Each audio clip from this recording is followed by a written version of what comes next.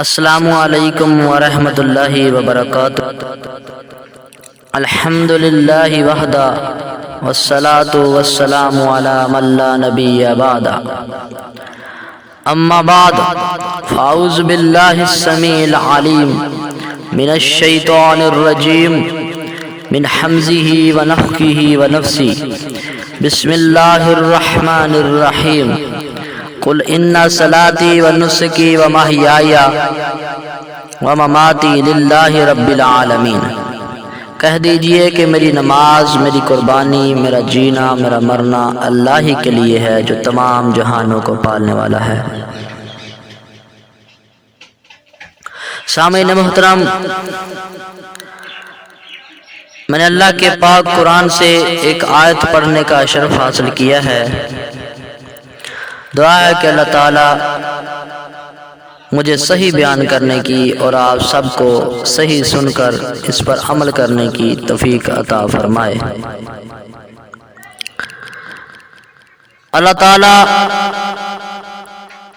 قرآن مجید میں فرماتے ہیں کہ کہہ دیجئے کہ میری نماز، میری قربانی، میرا جینا، میرا مرنا اللہ ہی کے لیے ہے جو تمام جہانوں کا پالنے والا ہے۔ اس آیت سے بھی معلوم ہوتا ہے کہ اللہ کے رسول کے لیے موت کا لفظ بولنا کوئی گستاخی والا لفظ نہیں ہے۔ اللہ قرآن میں اپنے نبی کے لیے موت کا لفظ بول رہے ہیں۔ اللہ نے پہلے پارے میں یعقوب علیہ السلام کے لیے بھی موت کا لفظ استعمال کیا ہے، اور قرآن میں انبیاء کے لیے بھی موت کا لفظ استعمال کیا گیا ہے۔ ہمارے نبی کریم صلی اللہ علیہ وآلہ وسلم کے لیے بھی موت کا لفظ استعمال کیا گیا ہے، تو لہٰذا موت کا لفظ استعمال کرنا کوئی گستاخی والا لفظ نہیں، یہ اللہ تعالیٰ نے قرآن مجید میں بیان کیا ہے۔ لوگوں کا سوال ہے جی وہ اللہ ہے، وہ اپنے رسول کے لیے یہ لفظ بول سکتا ہے، لہٰذا ہمیں یہ لفظ نہیں بولنا چاہیے، گستاخی ہو جاتی ہے۔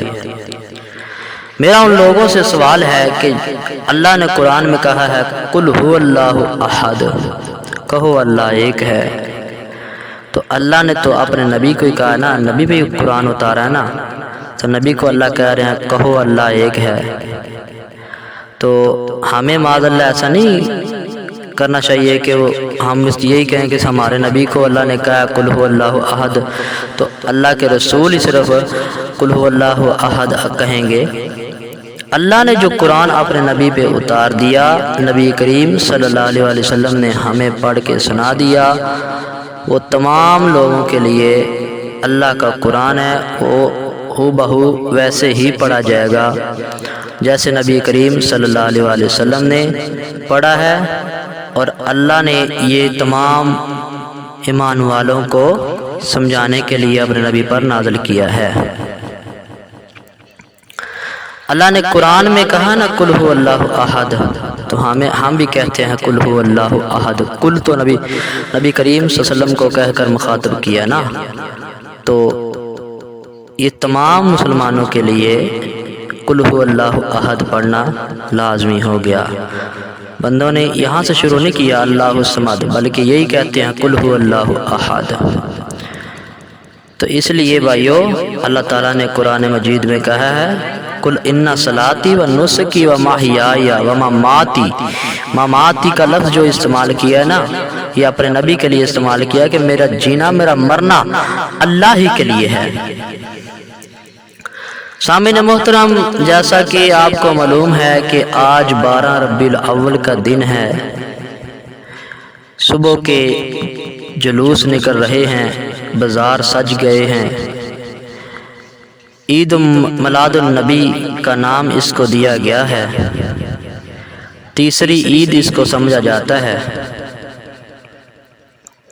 آج میں تھوڑا سا بتاؤں گا کہ نبی کریم صلی اللہ علیہ وآلہ وسلم کی ولادت صحیح حدیث میں ثابت بھی ہے یا نہیں ثابت، اور آپ صلی اللہ علیہ وآلہ وسلم کی وفات کو بیان کروں گا۔ دعا ہے کہ اللہ تعالیٰ مجھے صحیح بیان کرنے کی توفیق عطا فرمائے۔ ناظرین، نبی کریم صلی اللہ علیہ وآلہ وسلم کی ولادت کئی علماء کرام نے 12 ربیع الاول لکھی ہے، کسی نے 9 ربیع الاول لکھی ہے۔ شیخ عبد القادر جیلانی رحمۃ اللہ علیہ نے اپنی کتاب غنیۃ الطالبین میں نبی کریم صلی اللہ علیہ وآلہ وسلم کی پیدائش 9 ربیع الاول لکھی ہے، اور کسی نے 10 محرم بھی لکھی ہے۔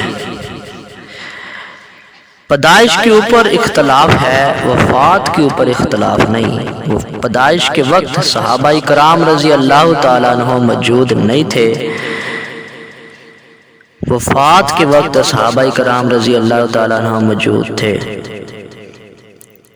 اس لیے یہ کام کرنا بالکل غلط ہے جو ہمارے مسلمان کر رہے ہیں۔ یہی کپڑا جو بازاروں میں لگتا ہے وہ کسی غریب کو دیا جائے، وہ اپنے کپڑے سلائی کروا کے پہن لے تو آپ کے لیے صدقہ جاریہ بن جائے گا۔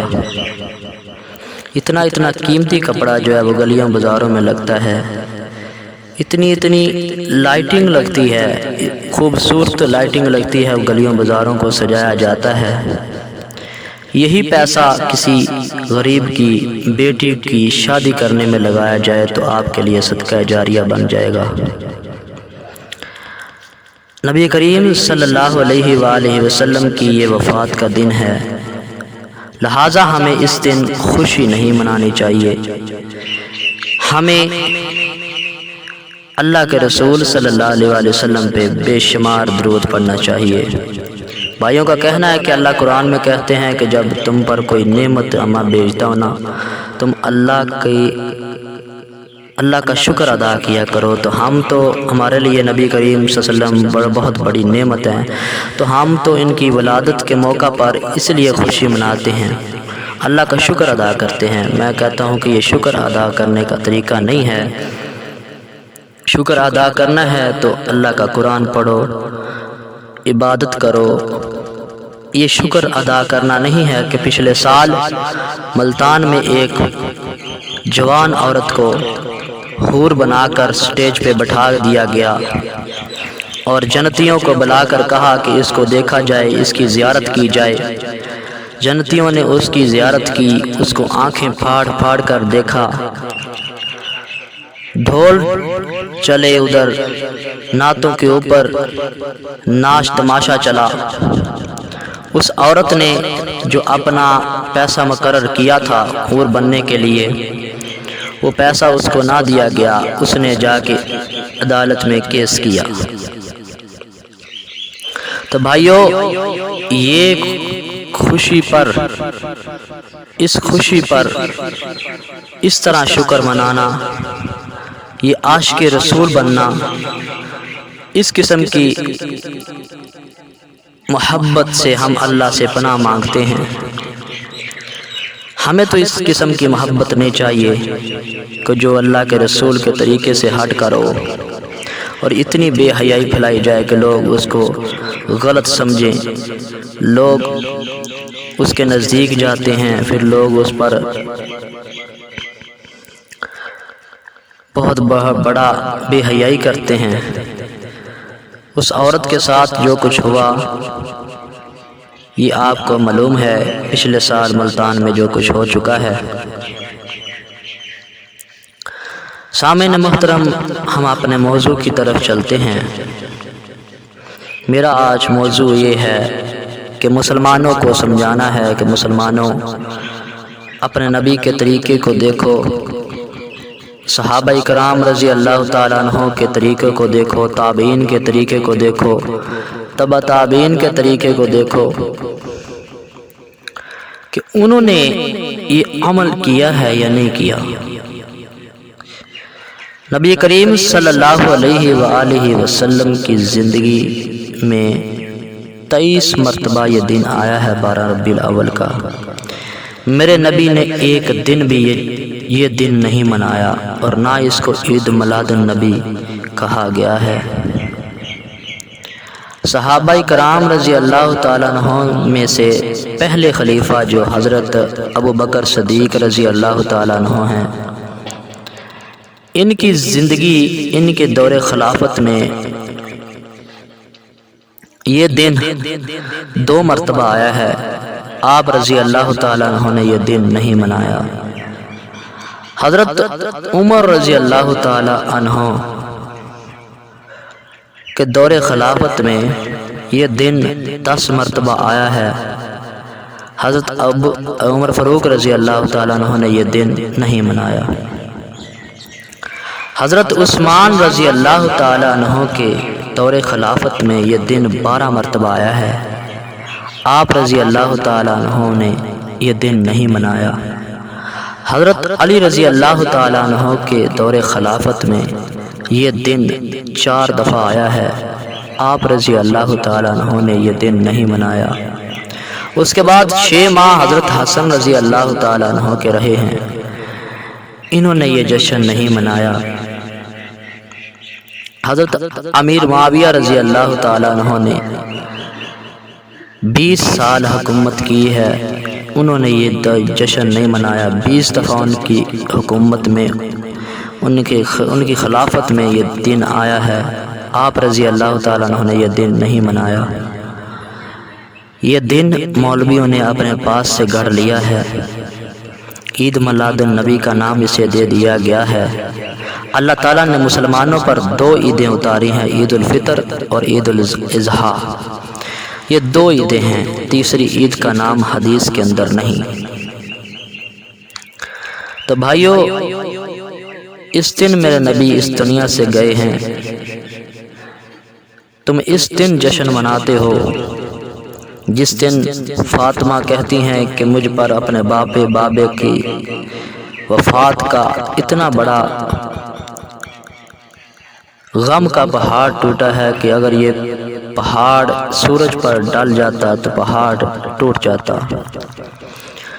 تم اس دن خوشی مناتے ہو جس دن بلال مدینہ چھوڑ کے چلے گئے۔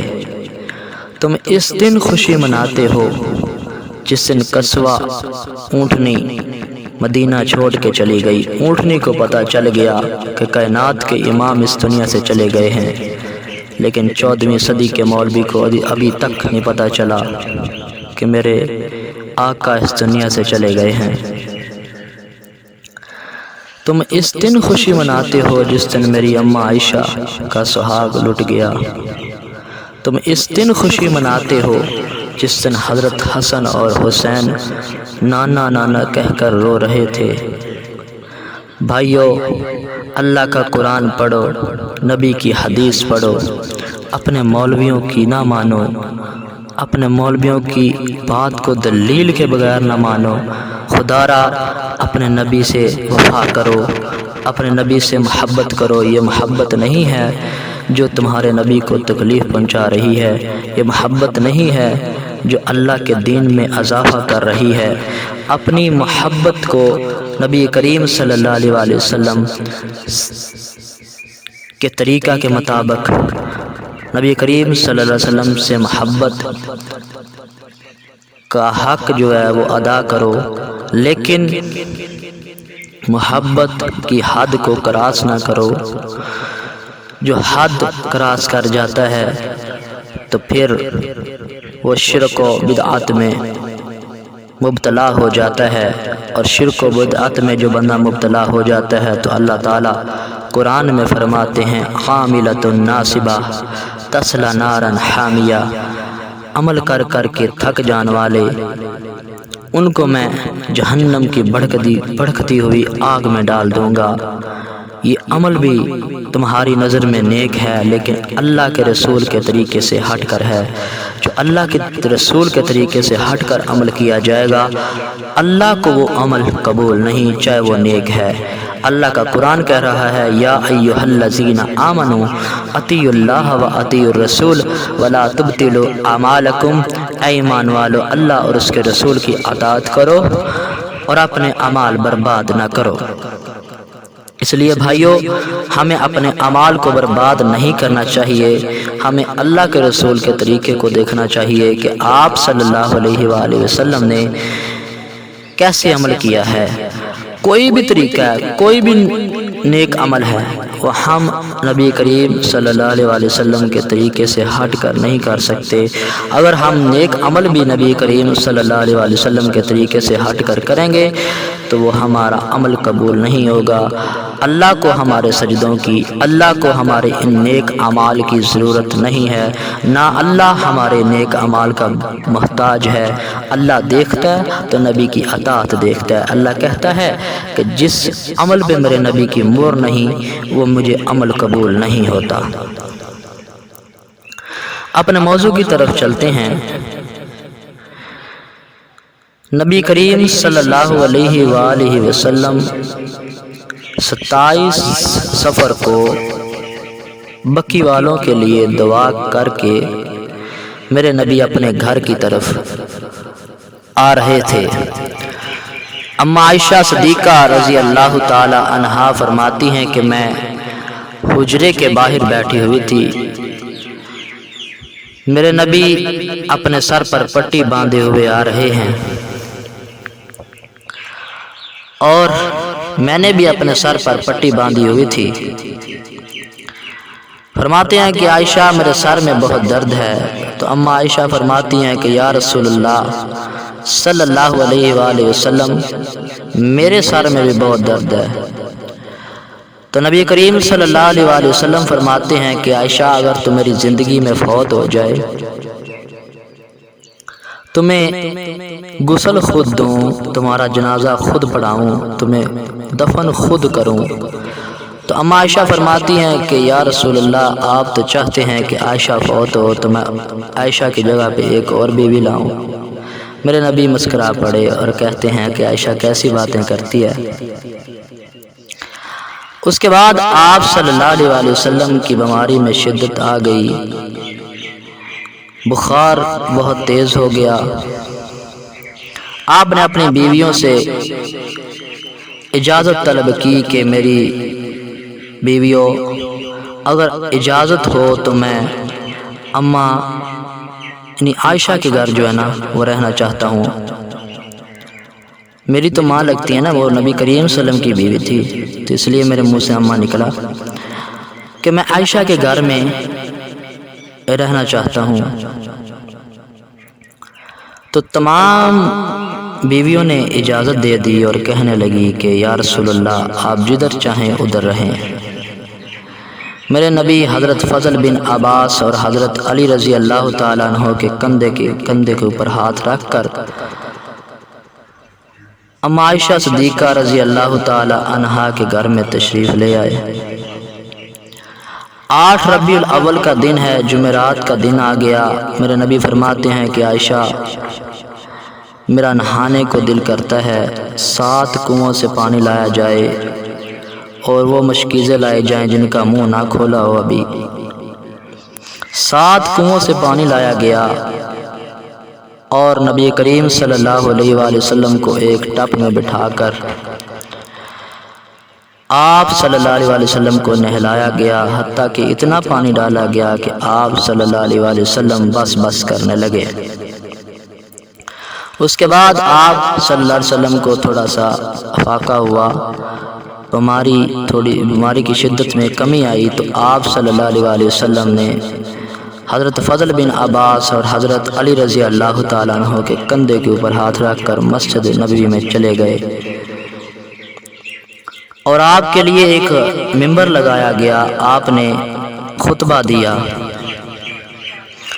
آپ نے فرمایا لعن اللہ یہود والنصارى، اللہ لعنت کرے یہودیوں پر اور عیسائیوں پر جنہوں نے اپنے نبیوں اور ولیوں کی قبروں کو سجدہ گاہ بنا لیا۔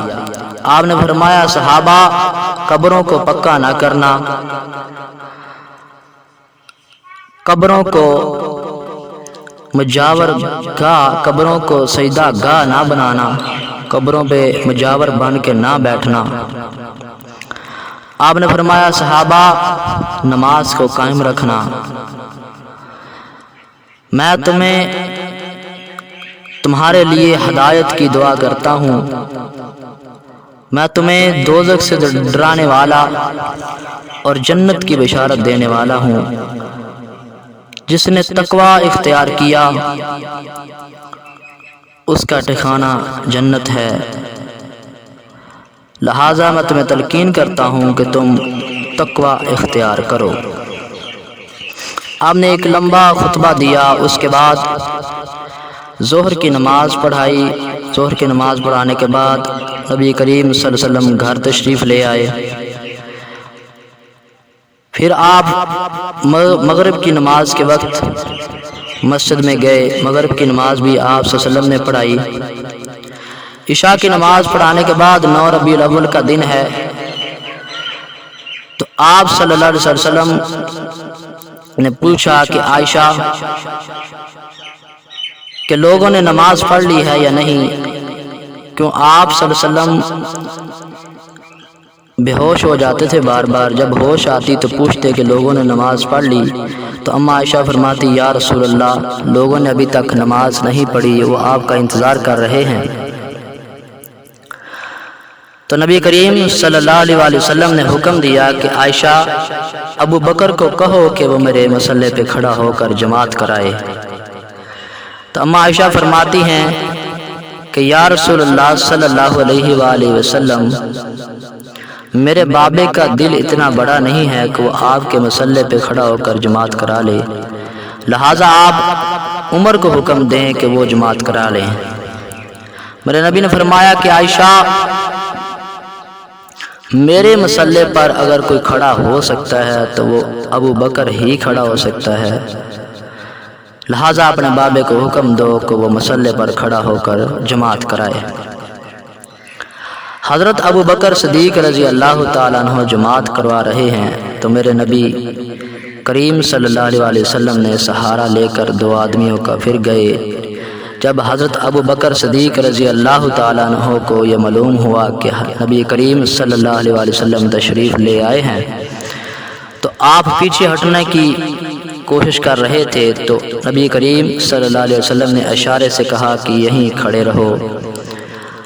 آپ نے حضرت ابو بکر صدیق رضی اللہ تعالی عنہ کے ساتھ بیٹھ کر حضرت ابو بکر صدیق رضی اللہ تعالی عنہ کو جماعت کرائی، اور آپ نے تمام صحابہ کرام رضی اللہ تعالی عنہ کی جماعت کرائی، یعنی حضرت ابو بکر کی جماعت میرے نبی نے کرائی ہے، اور آپ نے تمام صحابہ کرام رضی اللہ تعالی عنہ کی جماعت کروائی ہے۔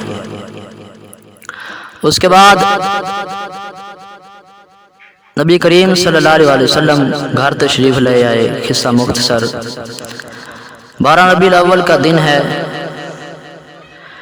حضرت عبد الرحمن بن ابی بکر رضی اللہ تعالیٰ عنہ جو حضرت عائشہ رضی اللہ تعالیٰ عنہا کے بھائی تھے، وہ مسواک کرتے ہوئے نبی کریم صلی اللہ علیہ وسلم کے حجرے میں داخل ہوئے، تو آپ کو مسواک سے بہت محبت تھی، مسواک آپ بہت شوق سے کرتے تھے، تو آپ کا دل چاہا کہ میں مسواک کروں، تو آپ نے اشارے سے مسواک کی طرف کہا، تو اما عائشہ صدیقہ طیبہ طاہرہ مطہرہ رضی اللہ تعالی عنہا نے اپنے بھائی سے وہ مسواک لے کر نبی کریم صلی اللہ علیہ وسلم کو دی، تو آپ کے جسم میں اتنی کمزوری تھی کہ وہ مسواک چبائی نہ گئی۔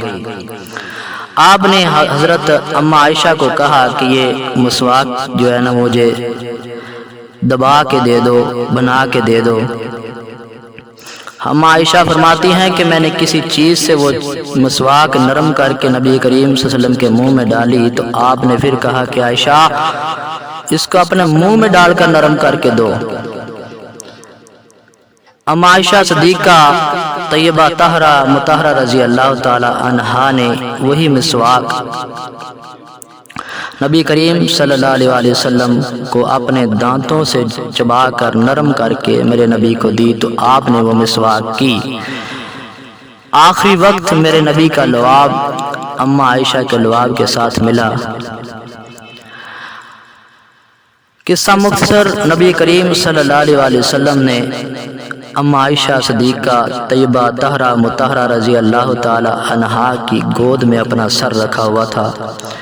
آپ فرماتی ہیں کہ اللہ کے رسول صلی اللہ علیہ وسلم نے شہادت کی انگلی آسمان کی طرف بلند کی، جب وہ ہاتھ اچانک آ کر ران پہ گرا تو میں سمجھ گئی کہ میرے نبی اس دنیا سے چلے گئے ہیں۔ حضرت ابو بکر صدیق رضی اللہ تعالیٰ عنہ ان دنوں کہیں گئے ہوئے تھے، واپس آئے تو پتہ چلا کہ نبی کریم صلی اللہ علیہ وسلم وفات پا چکے ہیں۔ آپ نے آ کر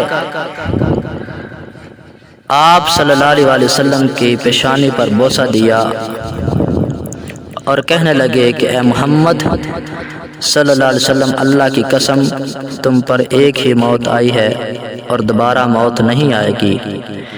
حضرت عمر رضی اللہ تعالیٰ عنہ بہت جذبات میں آ گئے اور کہنے لگے،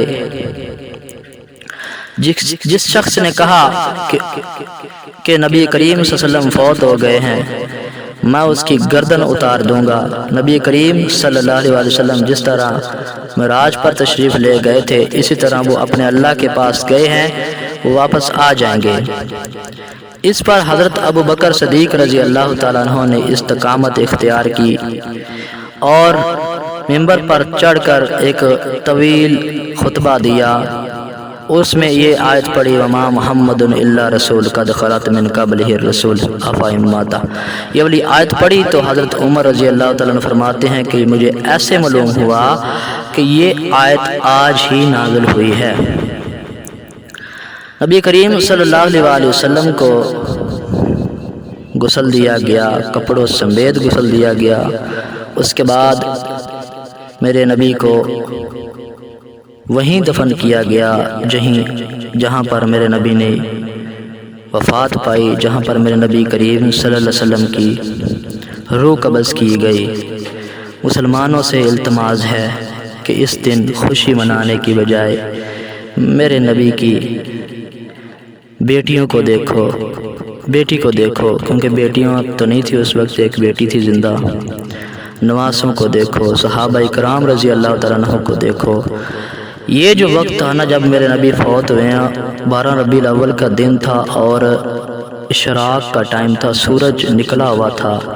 صحابہ کرام رضی اللہ تعالیٰ عنہ فرماتے ہیں کہ ایسے ہو گیا جیسے اندھیری رات ہوتی ہے، تو ہمیں ایک دوسرے کے ہاتھ نظر نہیں تھے آتے۔ ان بھائیوں سے کہوں گا جو اس دن لائٹنگ کرتے ہیں کہ اس دن تو مدینے میں اندھیرا ہو گیا، تو آپ ذرا صحابہ کرام رضی اللہ تعالیٰ عنہ کی تکلیف کو دیکھو، اور نبی کریم صلی اللہ علیہ وآلہ وسلم اس دنیا سے جس دن گئے ہیں، اس دن مدینے میں اندھیرا ہوا ہے، اس دن چانن نہیں ہوا، اس دن صحابہ کرام رضی اللہ تعالیٰ عنہ کی حالت بہت خراب تھی۔ حضرت بلال رضی اللہ تعالیٰ عنہ مدینہ چھوڑ کے چلے گئے۔